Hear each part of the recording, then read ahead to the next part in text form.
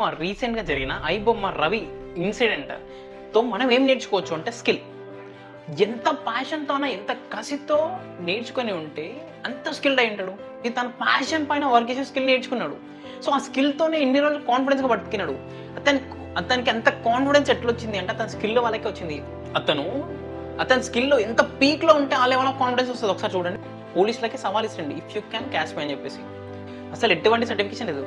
How this thing happen అంటే మన skill పైన మన స్కిల్‌లో మనము ఒక హై పీక్ స్టేజ్‌లో ఉన్నప్పుడు మనకి పర్ఫెక్ట్‌గా వచ్చు అన్నప్పుడు మనకు ఆ కాన్ఫిడెన్స్ బిల్డ్ అయితది.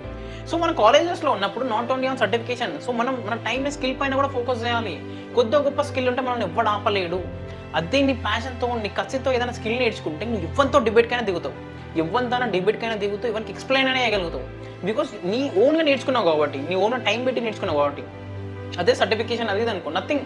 ఏదో నీ డిగ్రీ సర్టిఫికేట్ వచ్చింది అంటే ఏం యూజ్ ఉండదు. అదే స్కిల్ ఉంటే నువ్వు ఎక్కడున్నా కానీ నేను పట్టుకొని పోతావు. ఎక్కడున్నా నేను పట్టుకొని వెళ్ళిపోతావు. నువ్వు బతకగలుగుతావు.